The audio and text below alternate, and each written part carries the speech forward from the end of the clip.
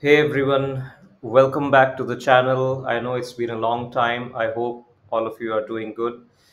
So, the tough news has just broken out. Nadal is going to retire at the end of this year after Davis Cup. Now, a lot of us were expecting this to happen, but obviously did not want it to happen. As you know, Nadal was struggling with injuries throughout this year and also most of the last year. And he was also finding it difficult to make comebacks, which he usually does. Uh, so, I mean, it was on the cards, right, that he would be retiring sooner or later. At the French Open this year, when he lost in the first round to against Alexander Zverev, at that time also a lot of people said that maybe this is the right time for him to retire. But I think he obviously did not want to go out that way. He wanted to continue, try to improve as much as he can, give him as many chances as he can, but seems like it's not working out. So I would say let's respect Rafa's decision and try to relive his amazing career. So this video might be a bit long because I would try to capture the key moments from my perspective. I have been watching Nadal since 2005, and I would try to go down the memory lane and look at the key moments that I observed, and probably it would be a nice recap for you as well. So let's get started. And the first and foremost thing is the career highlights. So the things that he has done, the things that he has achieved, and the titles. We'll look at all of those things and we'll go about it in detail. So bear with me for that. Now, as you all know, these are some of the basic details that you could find on the net, but it's important to at least let you know that Nadal turned professional in 2001.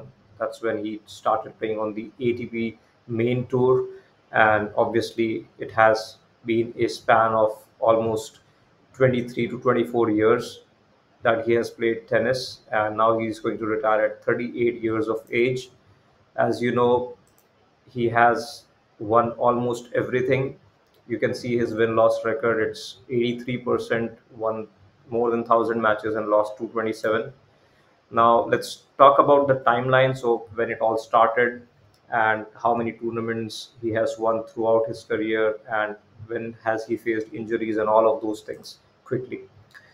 So obviously, as you all know, that he had defeated Federer at Miami 2004.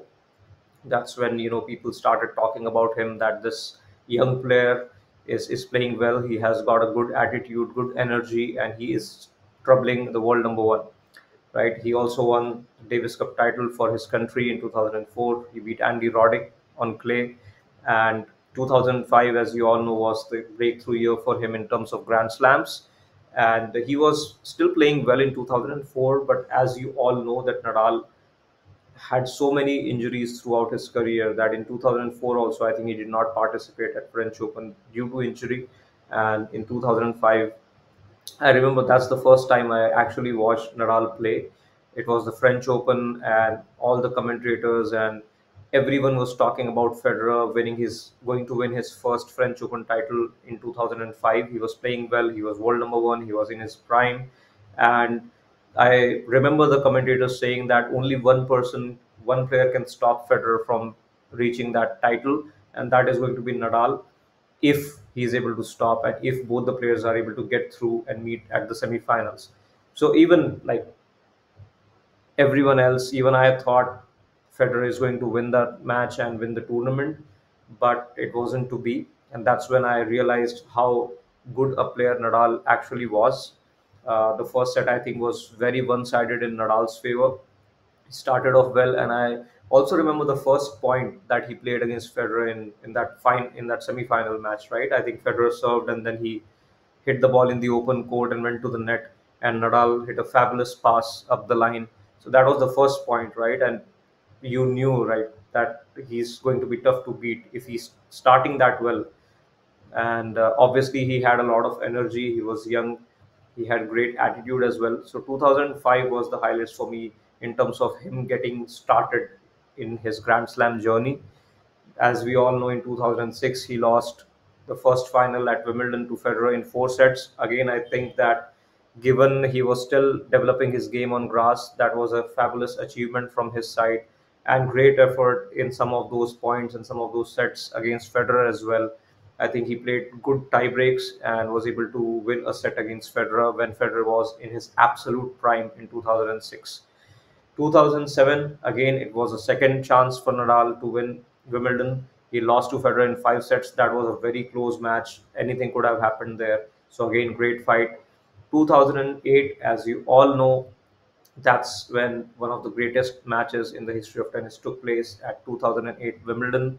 Now, remember that Nadal had just defeated Federer at the French Open a few days back, 2008, and Federer was launching for a revenge against Nadal. But at the same time, he was also lacking confidence because of the manner in which he was defeated at the French Open, right? And it showed up. It showed up at the Wimbledon finals when Nadal started well. He was having a lot of energy. His backhand had improved significantly, and he was not going away. He came as a man who wanted to win that title anyhow. So there were no issues with confidence. He was just trying to play his best tennis, and Federer visibly looked lacking some confidence, and the first 2 sets went in favor of Nadal, and it looked like probably Nadal would win in straight sets. But then, as we all know, it was Federer's home ground, sort of. So he came back, and that was an epic match. Not just because of the game, but also because of the situation. I remember there were a lot of rain delays happened in that match, and the drama kept on building. So that's why I feel that the match was amazing. It was an epic, and he won. Nadal won that match, and that year finally he was able to get the world number one ranking after being number two for almost 3 to 4 years. Federer winning 2 or 3 slams a year, so he kept his ranking. But finally, Nadal came in 2008 and won the Wimbledon. He also won the gold medal in 2008. So going to 2009, that was the year when Federer won the French Open, but before that, Nadal won the Australian Open in 2009. Again, a 5 set victory over Federer. Federer was reduced to tears in that match because he was going for his 14th slam, trying to equal Pete Sampras's record. That could not happen, and that was what made Federer emotional. Again, a very close match, and if some of you know that, prior to that match, Nadal had a very tough 5 setter against Fernando Verdasco, and it lasted, I think, more than 5 hours. And just a day after that, he had to again play against an informed Federer again for 5 hours and for 5 sets. So amazing victory. That is what took its toll on Nadal, and he got injured at the time of French Open in 2009. Lost to Soderling, then had to skip Wimbledon. So big blow for Nadal, having played so well in 2008 during those times, but he was not able to back up that in 2009. Now injury forcing, as I mentioned. Then Nadal made one of the greatest comebacks in 2010. He won 3 Grand Slam titles: French Open, the Wimbledon, and the US Open. In Australian Open, again, if you remember, he lost to Andy Murray. Again, Nadal was injured. So injuries were always part of Nadal's career. Every year he would miss a few tournaments, but that may also be related to the manner in which he played, right? He was so physical in his matches, playing at the same level from the first point to the last, not preserving any energy, going for broke every time, and defending each of the points. So obviously, and he was not even skipping any tournaments. So he would show up at all the tournaments he planned for. On clay before French Open, he would play 4 or 5 tournaments, right? ATP 250, ATP 500. So all of that collectively took a toll on Nadal, and that's why I feel that he was overplaying at times. Anyway, let's move forward. So 2011, again, Nadal had to, he played, but he lost in 2011 Australian Open against David Ferrer. Now remember, that was the tournament where he was going for 4 consecutive Grand Slams. Had he won that, that would have been a historic achievement, but that couldn't happen. And as you all know, Djokovic was in his prime in 2011, and the rest of the year, Nadal was completely dominated by Djokovic. I think Nadal lost 7 finals against Djokovic that year. But the French Open dominance still continued. So that's why we call him the king of clay, right? No matter what happens when the French Open comes, even if Nadal is injured, somehow he did find a way to win the French Open. That's why, I mean, as a fan, as a neutral audience, whenever I looked at the calendar, I always knew that Nadal is going to be there at the French Open, and he is going to win anyhow. Even if he's down 2 sets to love, even if he's down match point, somehow he's going to find a way and win. That's what we thought about Nadal. That was his trademark. That was his impression. That was his unique selling proposition, right? French Open means Nadal. That's why he was so successful. Now, 2016, we are going ahead. So he won the Olympics doubles gold medal. And if we go forward again, 2016 was the year where both Nadal and Federer got injured and both were out for a few months. In 2007, both made a comeback. As you all know, at the Australian Open, we had an epic five-setter again in the finals where Federer was finally able to beat Nadal. But then that was a good match, and after that, Federer decided to skip the French Open in order to prepare for Wimbledon, and Nadal played along and he won the 2017 French Open. It was his 10th French Open title, and he also regained the world number one ranking at the end of the year. Federer got injured, so it was again back to the old days, Federer and Nadal winning the slams. Remember, Djokovic was injured in 2007 for most of the part. 2018 and 19, again, French Open dominance continued. As I mentioned, I'll again reiterate, whatever happens, Nadal was always there at the French Open. 2022 marked another epic victory for Nadal at the Australian Open. I mean, he was completely down and out. Medvedev was playing so well in the final at the Australian Open, and I think it was love 40 in the third set. The match was just about to be over, and somehow Nadal found a way. And as you all know, once he gets a sniff, he gets the victory. That's how he made this comeback. 2023 and 24, again, prolonged injuries.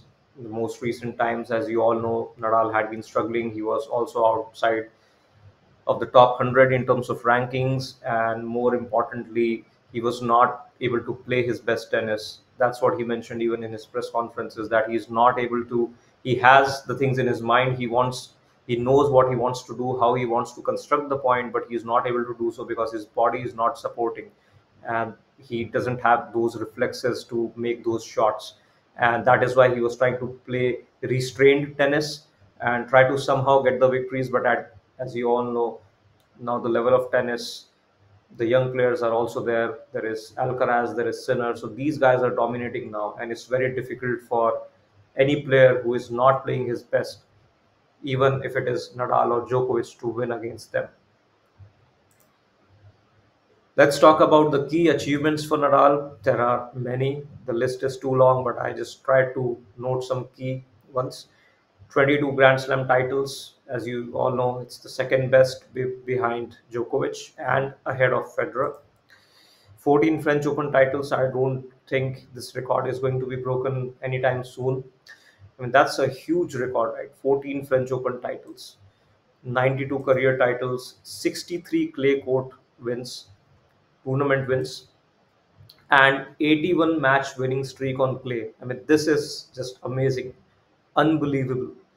It spanned 4 years. So, for 4 years, just imagine, for 4 years, he did not lose a match on clay. And there were the likes of Djokovic, Federer, all the good clay court players. I mean, 4 years is a big time, right? You get injuries, the situation changes in your personal life, the court conditions also change, the balls change, the racket technology changes, new players come and go, and there is a lot of pressure because you have done these things in the past. So there is that added pressure that you have to do it. Everyone is expecting Nadal to win.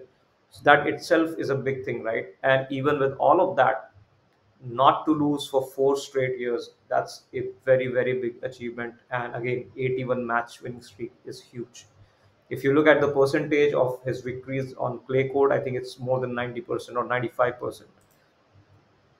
Again, he won the Olympics gold medal as well, whether it's singles or doubles, both were covered. Davis Cup titles. multiple times. Year end number one ranking again 5 times. So a lot of achievements. Now let's talk about the personality and behavioral traits. Now this is important because this is where, as a person, we can learn a lot of things from Nadal, right, and apply them to our own personal life.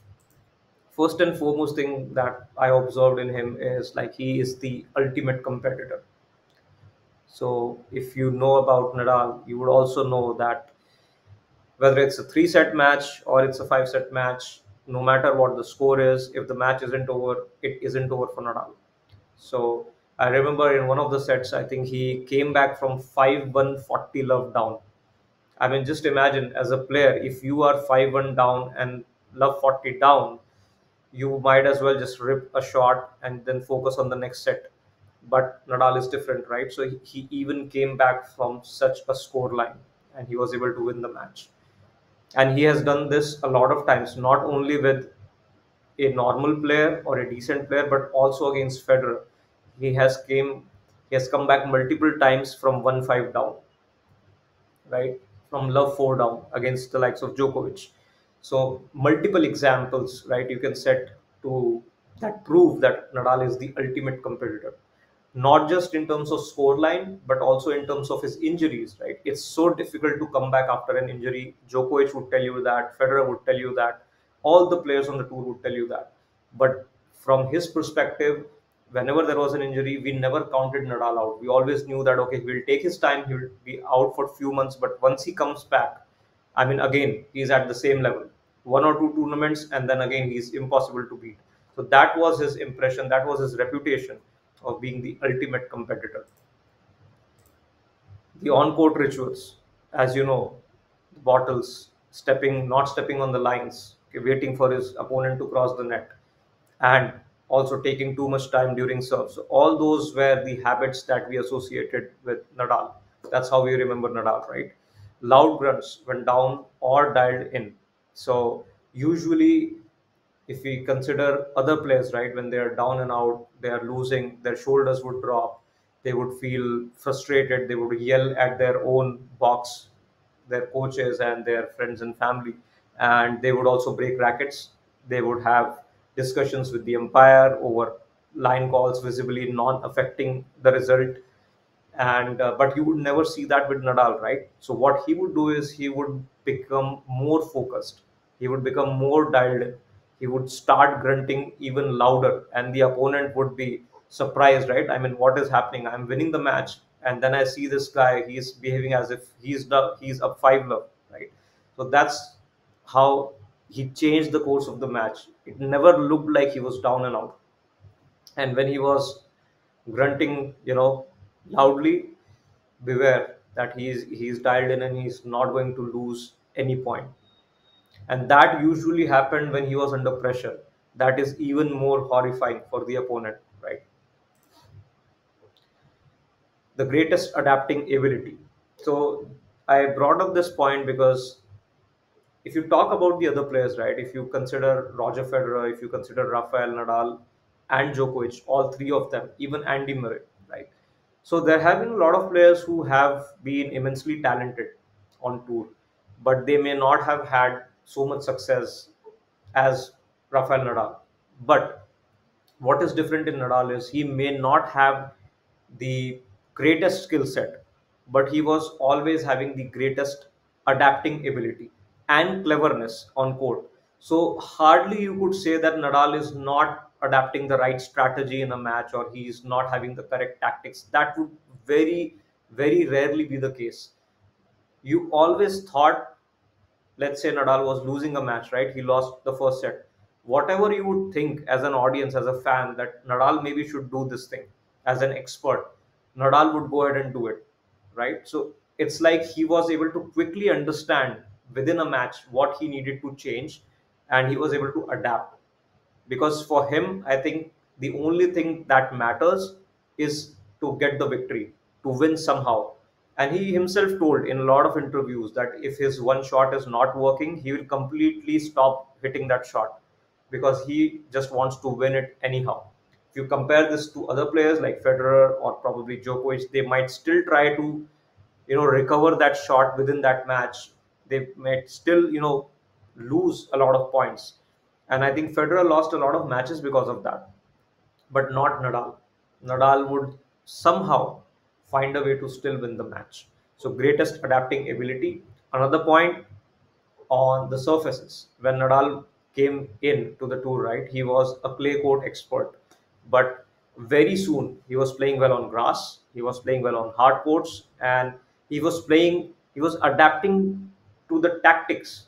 So if he played against an aggressive player, he himself became aggressive to counter that, right? Something which I feel that Andy Murray should have done more in his career, becoming aggressive against certain players, because we knew that when Andy Murray faces Djokovic or when he faces Federer, most of the time he ended up losing because he did not change his tactic.